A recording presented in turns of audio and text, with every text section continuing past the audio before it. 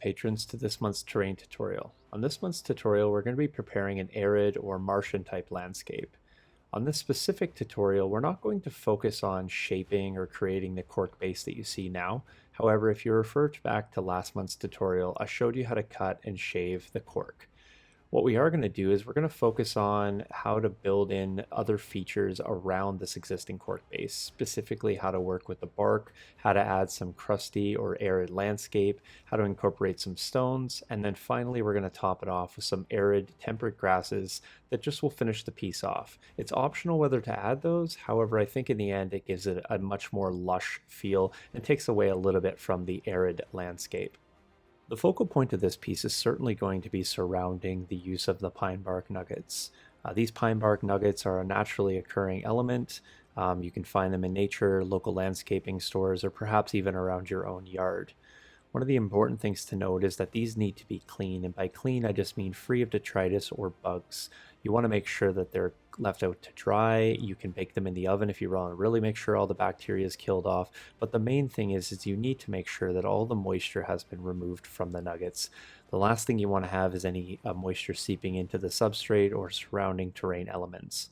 Once they're dry, you can begin cutting them into your landscape. Here I've just basically removed some cork, fit them in a sort of jigsaw pattern, layered some of the pine bark nuggets to give a larger appearance of a rock formation, and later on I'll use some of the features to cover up some of those seams and make it look a little more seamless.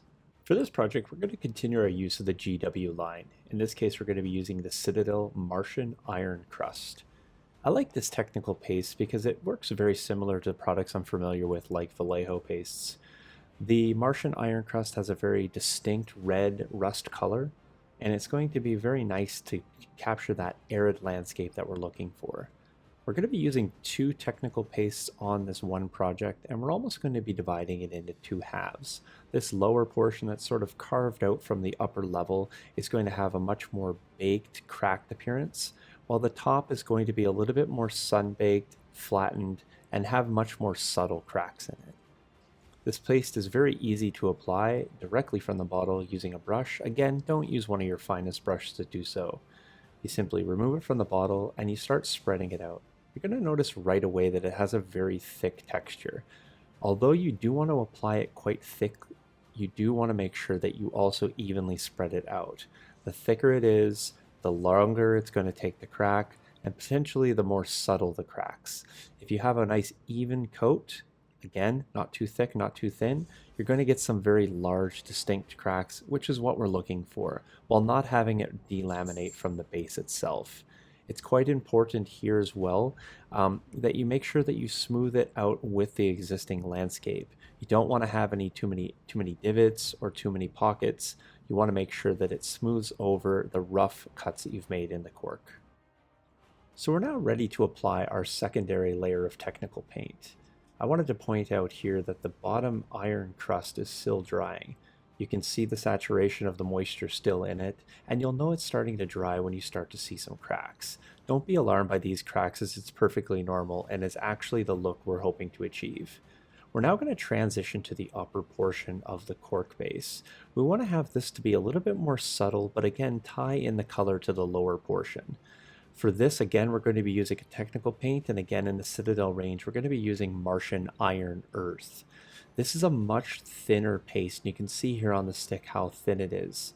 It spreads out just as equally as well as the iron crust. However, it's going to need a little bit more manipulation as you want to make sure that the brush strokes are removed from the piece. We can do this afterwards. We'll first lay down a base layer and then we'll move on from there.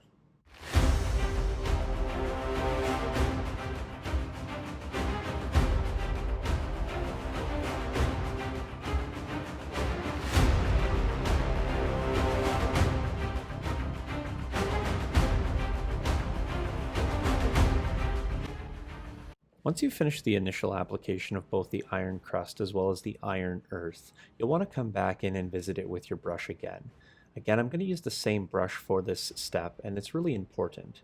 What I'm looking to do here is to knock down any of the crests, high points, or any of the brush strokes that have developed during the initial application. Again, I'm looking to just make sure that I'm getting a nice blend of the material, transition between both the bark nuggets as well as the two layers of technical paste. The last thing I'm going to use here is brush strokes. So you're going to notice that with the brush, I'm going to be using a twisting fashion.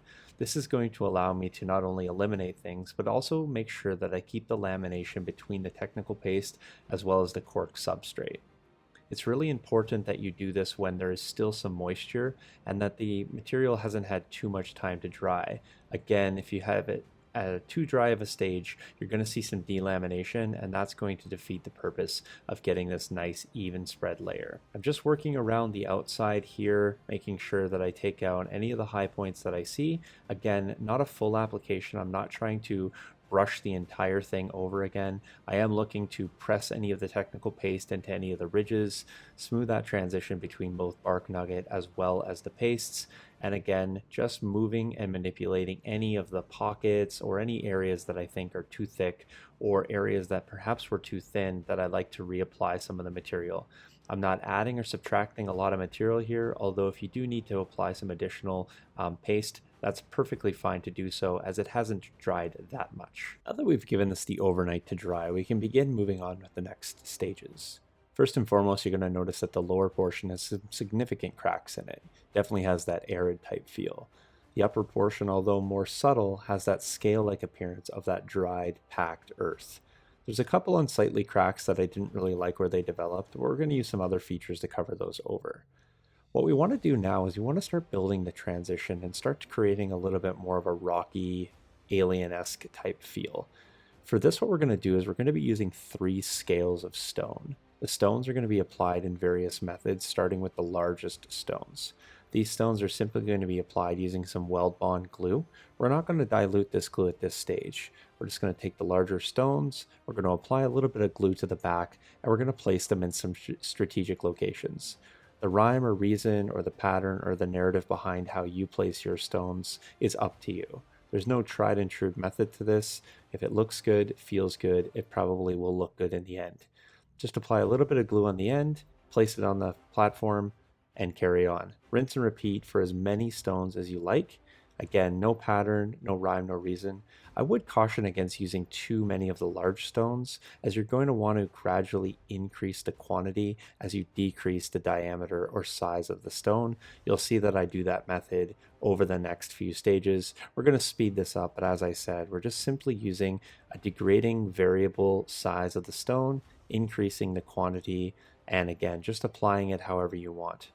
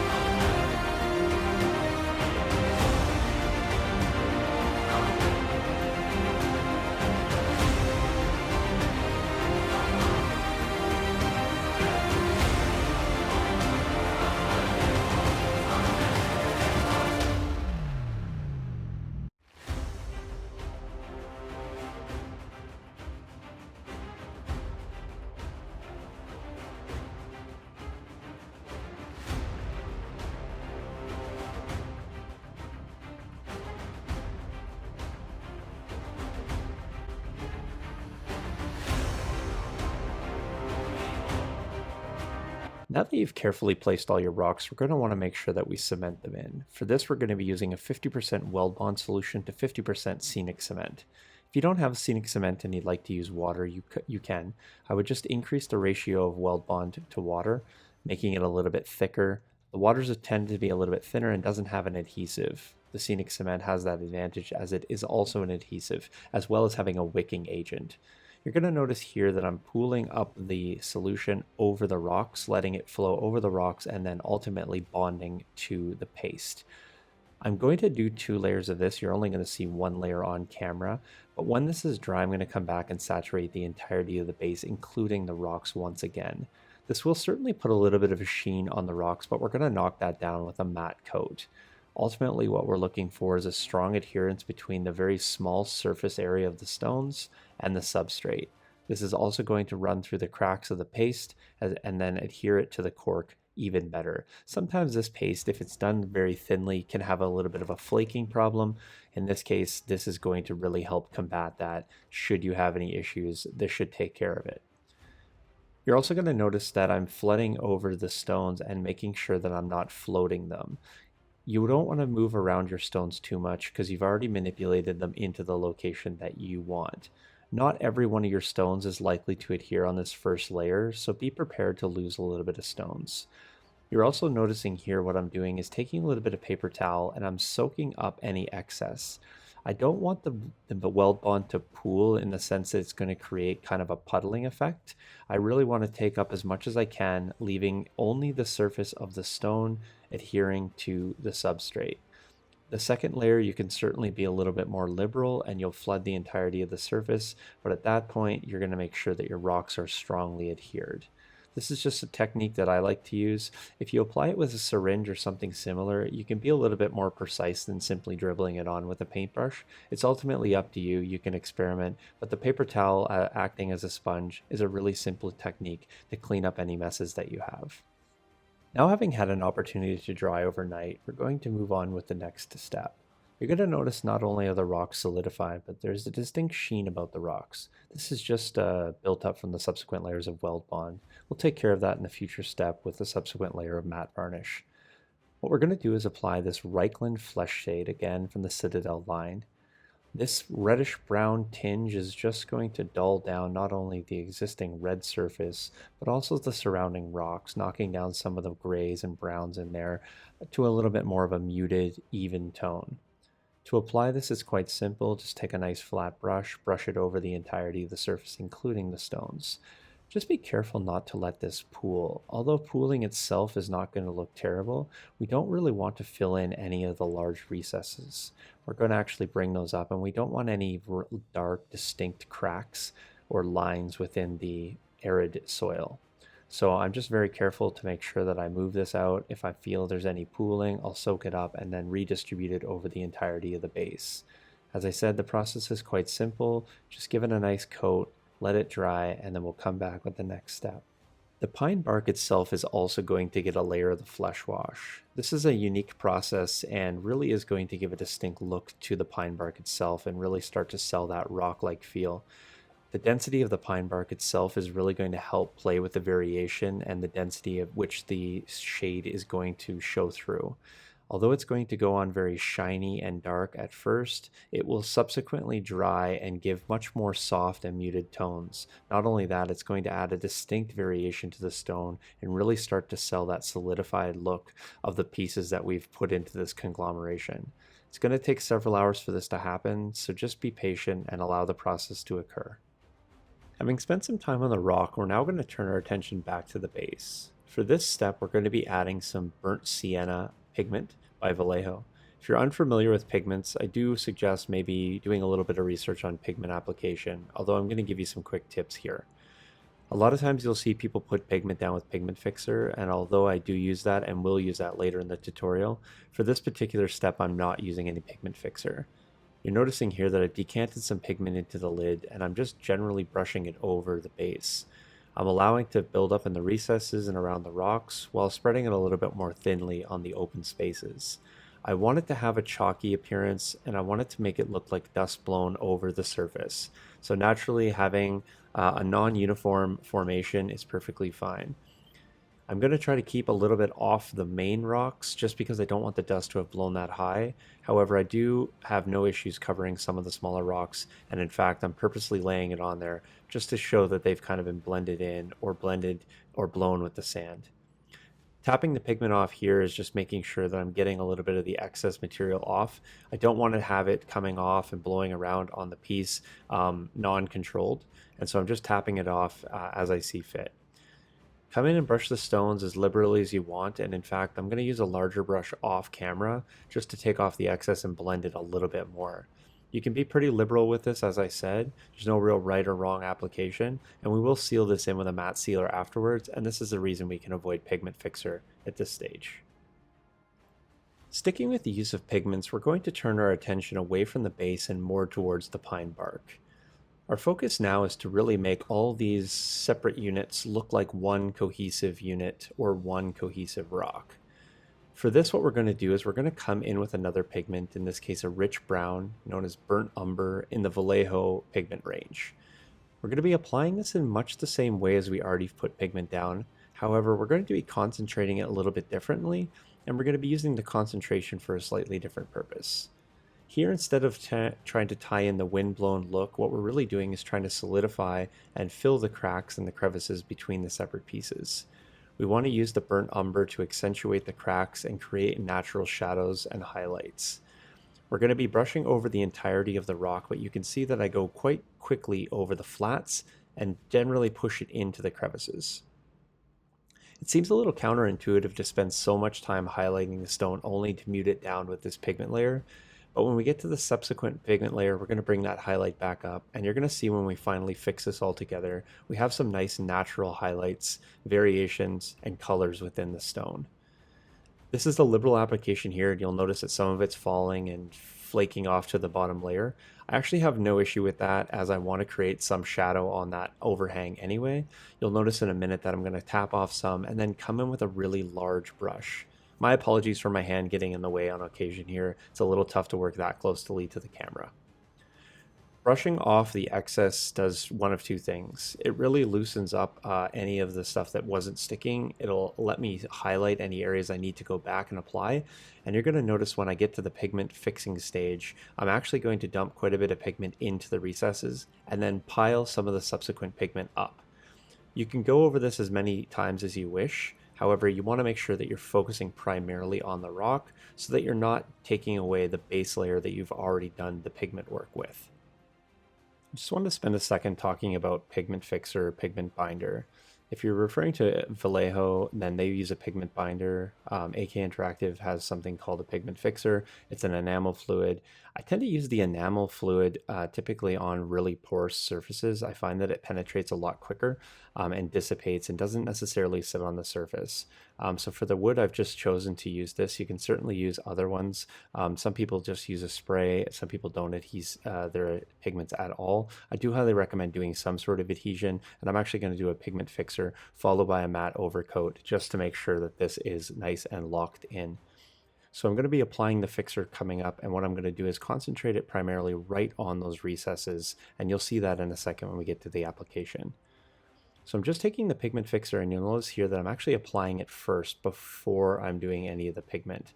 And again, just concentrating it on those crevices, any areas that I want to have significant buildup.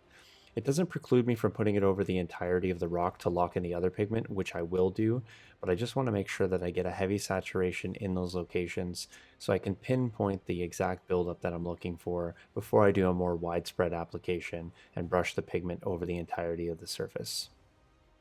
The last of the pigment application involves us putting on a color called Natural Umber. This is going to serve as our highlight layer and finish off the rock and all the pigments for that matter. We really want to come in here and we want to concentrate on the high points, almost like the sunstroked areas of the stone. So really giving it a nice sheen, picking up a lot of those more natural browns. It's going to look a lot like you're applying almost like a dust layer. However, it's truthfully acting as a highlight. You don't typically paint a lot with pigments. However, in terrain making, I do find that pigments are really that magic button that change a piece from a really bland, washed look to more of that natural earth tone, in this case, rock tone, and really giving the feature a little bit of a lifelike appearance. So you can see here in close cam, I'm just concentrating on dusting it. I'm not afraid to touch any of the flat points as well or any of the vertical areas. However, I really want to focus on that top sun pointed area and making sure that I really blend it out. Although I'm not afraid, again, to concentrate some of it in the recesses. I will take a large brush over the entire thing and then lock the entire piece in with a layer of matte varnish. Just give it a spray or an airbrush. Both work and achieve the same result. So we've now reached that fun point in the build that you knew that was coming, the Gamer's Grass Tough application. You guys know I love this product, I use it a lot, and I can't recommend it enough. For this project, I've elected to use the new Tiny Tough Beige, the Dense Beige, as well as the Spiky Brown. I do drop a couple green spiky bits in at the end, although that's optional as well. In fact, the entire application at this point could be optional. If you're looking for more of a Martian or a Mars landscape, perhaps vegetation is just not included. At this point, you could actually be done. Apply your minis or use it on your table, whatever your desired. However, if you're looking to make a more arid or transitional piece, or perhaps want to introduce some lush green or purple or browns or whatever you're looking for, this is a great opportunity to do this. Just like with the rocks, I like to start with my more limited focal pieces, in this case, the brown. The brown's going to be very close to the stone color, although it's going to have a little bit more of a red tone to it, a bit more on the deeper side. I'm just going to use these very sparingly. They're a little tough to tease off, these spiky bits, just because they are so delicate. However, if you get down to the base, you can actually pull them up quite nicely. Sometimes you'll see me tease off pieces because I'm trying to reduce the actual size of them. They're pretty substantial in size, and you may want to change the configuration based on your specific use. You'll want to apply a little extra glue, although they are tacky and do tend to stick down. I just want to make sure I have proper adherence, specifically in these really deep recesses. So that's effectively what I'm doing here. You'll notice that I'll put 2 or 3 of these on, and I'll probably speed through some of the process. Next, after this, I'm going to transition and start with the dense beige. The beige is designed to just give me some specific coloration, add a little bit of density to the foliage, and really accentuate the sort of sparse brown bottoms. You'll notice that I'll put it right where I put the brown ones, and a few exceptions I do separate them out. However, I'm primarily trying to build up a little bit of vegetation in that area. Towards the end of this clip, you're going to see that I start applying the tiny tufts. Now, I probably apply close to 100 or so tiny tufts in the whole thing. I'm only going to show you a couple at the end.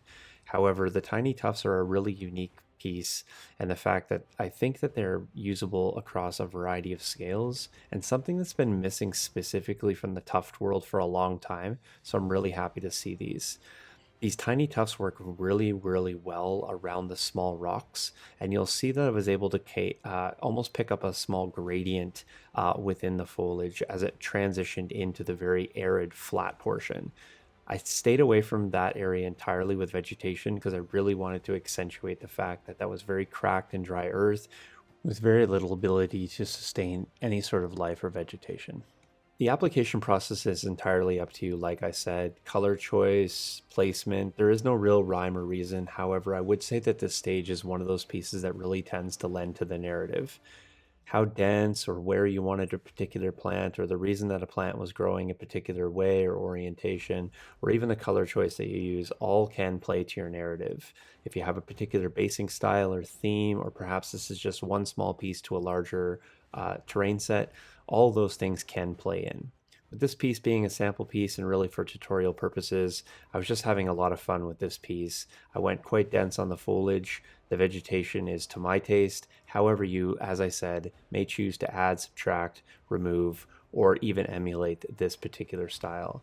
The bottom line is have fun with it. Hopefully you've enjoyed the tutorial. I'll include some photos at the end just so you can see the finished piece.